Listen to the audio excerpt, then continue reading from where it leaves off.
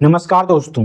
आज डॉक्टर अंबेडकर को केवल एक दलित नेता के तौर पर पेश किया जाता है। हर राजनीतिक दल उन्हें अपने एजेंडे के मुताबिक इस्तेमाल करता है, कोई वोट बैंक के लिए तो कोई प्रतीकवाद के लिए। जो आंदोलन सामाजिक समानता और न्याय की बुनियाद पर खड़ा हुआ था, वह आज समाज में एक नई खाई पैदा करता नजर आता है। कुछ लोग अंबेडकर को हिंदू विरोधी बताते हैं क्योंकि उन्होंने मनुस्मृति का विरोध किया और लास्ट में बौद्ध धर्म अपनाया। तो वहीं दूसरी तरफ कुछ लोग अंबेडकर के नाम पर ही हिंदू देवी देवताओं और तथाकथित उच्च जातियों का अपमान करने से नहीं चूकते। ऐसे में सवाल ये है, क्या आज हम असली अंबेडकर को भूल चुके हैं? क्या उनके विचार आज भी उतने ही जरूरी हैं? और सबसे अहम, क्या राजनीति ने अंबेडकर को एक वर्ग तक ही सीमित कर दिया है? आइए जानते हैं आज के इस वीडियो में। डॉक्टर अंबेडकर का जन्म 14 अप्रैल 1891 को मध्य प्रदेश के महू छावनी में हुआ था। वो महार जाति से थे, जिसे उस समय समाज में अछूत माना जाता था। बचपन से ही अंबेडकर को बहुत ही दुखदायी, आतंकित और अपमानित करने वाली घटनाओं का सामना करना पड़ा। डॉक्टर अंबेडकर जब स्कूल में थे तो उन्हें क्लास के भीतर दूसरे बच्चों के साथ में बैठने की इजाजत नहीं थी। उन्हें क्लास से बाहर जमीन पर बैठाया जाता था, जहां से न तो ब्लैक बोर्ड साफ दिखता था, न ही मास्टर की आवाज ठीक से सुनाई देती थी।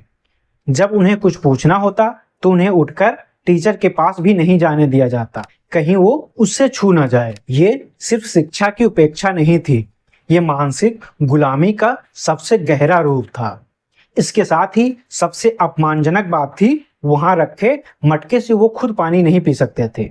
अगर प्यास लगती तो किसी ऊंची जाति के चपरासी से कहना पड़ता कि वो ऊपर से मटके से पानी डाल दे। अगर चपरासी ना हो तो भीमराव जैसे बच्चों को बिना पानी के ही रह जाना पड़ता था। ये सिर्फ प्यास नहीं थी, एक बच्चा जो केवल पानी मांग रहा था और समाज ने उसे इंसान तक मानने से इनकार कर दिया। ये उस समाज की असंवेदनशीलता की पहचान थी। पर उस बच्चे ने रोना नहीं चुना। उसने ठान लिया कि शिक्षा ही वो शस्त्र है जिससे वो इस अन्याय को तोड़ सकता है। एक बार अंबेडकर अपने भाइयों के साथ किसी रिश्तेदार से मिलने गांव जा रहे थे। रास्ता लंबा था, थकावट भी थी। उन्होंने बैलगाड़ी वाले से लिफ्ट मांगी। पहले तो वो मान गया, लेकिन जैसे ही उसे उनकी जाति का पता चला, उसने उन्हें गाड़ी से नीचे उतार दिया। गर्मी और धूल में चलते चलते जब वे एक गांव पहुंचे और एक धर्मशाला में ठहरना चाहा, तो जाति जानने के बाद उन्हें उस धर्मशाला में भी ठहरने नहीं दिया गया। उस रात उन्होंने खुले में नींद की जगह अपमान में जाकर पूरी रात गुजारी। इन घटनाओं ने अंबेडकर के मन में विद्रोह और बदलाव लाने की जिद पैदा की। उन्होंने ठान लिया कि वो समाज को ऐसा बनाएंगे जहां किसी बच्चे को उसकी जाति से ना आंका जाए। उनके पिता एक सैनिक थे। उन्होंने बेटे की अंदर की आग को पहचान लिया और भीमराव ने उस आग को ज्ञान में बदल दिया। कोलंबिया यूनिवर्सिटी, फिर लंदन स्कूल ऑफ इकोनॉमिक्स, जहां दुनिया भर के छात्र उन्हें सम्मान से देखते थे, वहीं अपने ही देश में वो अब भी जाति से पहचाने जाते थे। भीमराव अब एक इंसान नहीं, एक विचार बन चुके थे। एक ऐसी चेतना जो चुप नहीं रहती, सवाल करती है, टकराती है और बदलाव लाती है। डॉक्टर अंबेडकर सिर्फ संविधान निर्माता नहीं थे, वो एक क्रांतिकारी सोच रखने वाले समाज सुधारक थे। उन्होंने अपने जीवन में वो सब कुछ झेला जो इस देश का एक गरीब, दलित या शोषित वर्ग झेलता था और कुछ हद तक आज भी कहीं ना कहीं झेलता है। अंबेडकर ने उस व्यवस्था को ही बदलने का बीड़ा उठाया। वो कहते थे, शिक्षित बनो, संगठित रहो और संघर्ष करो। लेकिन आज जब उनके नाम पर राजनीति होती है तो सबसे पहले इन तीनों बातों को नजरअंदाज कर दिया जाता है। हाल ही में कुछ दिनों पहले लखनऊ के एक गांव में अंबेडकर जी की मूर्ति को लेकर बड़ा विवाद खड़ा हो गया। गांव के कुछ लोगों ने ग्राम समाज की जमीन पर बिना परमिशन लिए एक मूर्ति लगा दी। जब प्रशासन ने इसे अवैध बताते हुए हटाने की कोशिश की तो विरोध इतना तेज हुआ कि मामला पत्थरबाजी, लाठीचार्ज और आंसू गैस तक पहुंच गया। कानूनी तौर पर सरकारी जमीन पर मूर्ति लगाने के लिए सरकारी परमिशन जरूरी होता है, इसमें दो राय नहीं। लेकिन सवाल ये है, अगर ग्राम समाज की जमीन पर मूर्ति स्थापित ही कर दी गई थी तो क्या उन लोगों से बातचीत करके इसका कोई हल नहीं निकाला जा सकता था? वहां अंबेडकर की ही मूर्ति लगी थी, ना कि किसी अपराधी या किसी आतंकवादी की। जब सरकार खुद ही इन नेताओं की मूर्तियां स्थापित करती है तो इसमें कौन सी बड़ी बात थी? पुलिस फोर्स का इस्तेमाल करके, जोर जबरदस्ती करके मूर्ति वहां से हटाने का क्या औचित्य था? और दूसरी तरफ कुछ लोग जो खुद को अंबेडकर समर्थक कहते हैं, वही अक्सर उनके नाम पर समाज को तोड़ने, हिंदू धर्म को कोसने और जातीय नफरत फैलाने में लगे रहते हैं। आज ये ट्रेंड बन गया है कि डॉक्टर अंबेडकर को मानने की आड़ में कुछ लोग पूरे हिंदू समाज को कटघरे में खड़ा कर देते हैं। अब सवाल ये नहीं है कि धर्म में बुराइयां थीं या नहीं। डॉक्टर अंबेडकर ने खुद वर्ण व्यवस्था, छुआछूत और जातिगत भेदभाव का कड़ा विरोध किया।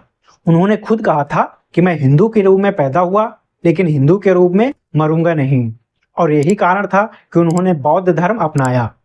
लेकिन क्या इसका मतलब ये है कि आज कोई भी उनके नाम पर पूरे धर्म को गलत ठहराने लगे? आज कुछ लोग डॉक्टर अंबेडकर को सिर्फ हिंदू धर्म विरोधी कहकर प्रचारित करते हैं। मनुस्मृति जलाने, रामचरितमानस का विरोध करने को ही अंबेडकरवाद मान लिया गया है। लेकिन क्या यह सही है? समाज समय के साथ बदलता रहता है।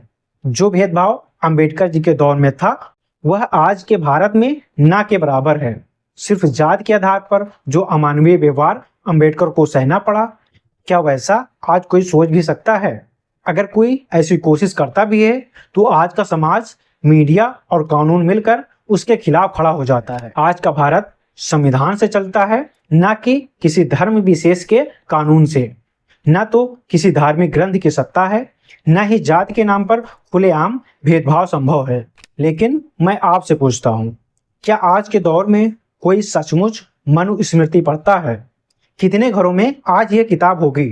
जब जब कोई विरोध होता है तभी उसके कुछ अंशों का हवाला दिया जाता है, वरना आज की युवा पीढ़ी को इसका नाम तक नहीं पता। और फिर किसी पुराने श्लोक को उठाकर ये कहना कि सूत्रों के कान में पिघला शीशा डाला जाता था, पीछे झाड़ू बांध दी जाती थी। क्या आज की संवैधानिक व्यवस्था में इसका कोई महत्व है? जो बातें हजारों साल पहले की थी, उन्हें आज के भारत पर लागू करना एक तरह से अतीत के जख्म कुरेदने जैसा है। और सबसे जरूरी सवाल, क्या यह भेदभाव धर्म का हिस्सा था या वो उस दौर की सामाजिक व्यवस्था, सत्ता संतुलन और कबीलाई सोच का परिणाम था, जहां मत से न्याय चलता था। जिसके पास ताकत थी वही कानून बनाता था। ऐसे में पूरे धर्म या संस्कृति को कटघरे में खड़ा करना इतिहास की अधूरी तस्वीर दिखाने जैसा है। इतिहास में मौर्य, गुप्त, पाल, यादव, चोल, अहोम, कुर्मी, राजभर, पासी, मल्लाह, गोंड और परमार जैसे बड़े साम्राज्य रहे हैं, जिनके शासक ब्राह्मण नहीं थे। क्या उनके शासन में कोई ब्राह्मण जाति उनकी ही जाति जैसी निचली जातियों पर खुलेआम इस तरीके से बीभत्स अत्याचार कर सकती थी? सच ये है कि भारत का इतिहास बहुस्तरीय है। हर जगह, हर काल में भेदभाव एक जैसा नहीं था। और आज का भारत तब के भारत से बिल्कुल अलग है। ये बात भी मैं नहीं कह रहा कि समाज में जातीय भेदभाव कभी था ही नहीं। डॉक्टर अंबेडकर की अपनी जिंदगी इस सच्चाई की गवाह है। स्कूल से लेकर समाज तक उन्हें अपमान और तिरस्कार का सामना करना पड़ा था, और ये भेदभाव वर्तमान समय तक चलता रहा है। लेकिन इसका मतलब ये बिल्कुल नहीं कि इतिहास में जिन लोगों ने गलतियां की, उनके धर्म या जात के आधार पर आज की पीढ़ियों को जिम्मेदार ठहराया जाए। डॉक्टर अंबेडकर ने हिंदू समाज की बुराइयों पर सवाल उठाया, कई धार्मिक परंपराओं का विरोध किया, लेकिन उन्होंने कभी किसी के धर्म को खत्म करने की बात नहीं की। उनका मकसद था अन्याय का अंत, धर्म का अंत नहीं। उन्होंने यह भी कहा था कि अगर हिंदू धर्म में भेदभाव खत्म हो जाए तो वह हिंदू धर्म का त्याग नहीं करेंगे। आज हालात ये हैं कि अगर कोई उनके विचारों से असहमति जताए या कोई आलोचना कर दे तो लोग हिंसा पर उतर जाते हैं। यहाँ तक कि अगर उनके नाम के साथ कोई बाबा साहब न लगाए तो उसे अपमान समझ लिया जाता है। क्या यही था अंबेडकर का सपना? क्या यही है उनकी विचारधारा? डॉक्टर अंबेडकर समानता, न्याय और भाईचारे के प्रतीक थे। अगर आज हम उन्हीं के नाम पर समाज को बांटने लगे, नफरत फैलाएं, तो ये उनके उस संघर्ष का अपमान है जो उन्होंने सारी जिंदगी झेल कर हमें एक बेहतर समाज देने की कोशिश की थी। आज देश में हर पार्टी अंबेडकर की तस्वीर लगाना चाहती है। कोई उनको दलित नेता कहता है तो कोई संविधान का सिंबल बना देता है, लेकिन कोई ये नहीं पूछता कि उन्होंने जाति व्यवस्था को खत्म करने के लिए जो लिखा, जो सोचा, उस पर उन्होंने क्या काम किया। डॉक्टर अंबेडकर ने एक बार कहा था, यदि मुझे लगता है कि संविधान गलत हो रहा है तो मैं इसे जलाने से भी पीछे नहीं हटूंगा। यानी उनके लिए संविधान भी एक साधन था, उद्देश्य नहीं। उद्देश्य था समानता, न्याय और सम्मान। तो आइए डॉक्टर अंबेडकर को सिर्फ एक प्रतीक नहीं, एक प्रेरणा की तरह याद करें। अगर आपको ये वीडियो विचार देने वाला लगा हो तो लाइक करें, शेयर करें और चैनल को सब्सक्राइब करना ना भूलें। मिलते हैं अगले वीडियो में एक नई सोच और एक नए विषय के साथ। धन्यवाद, नमस्कार।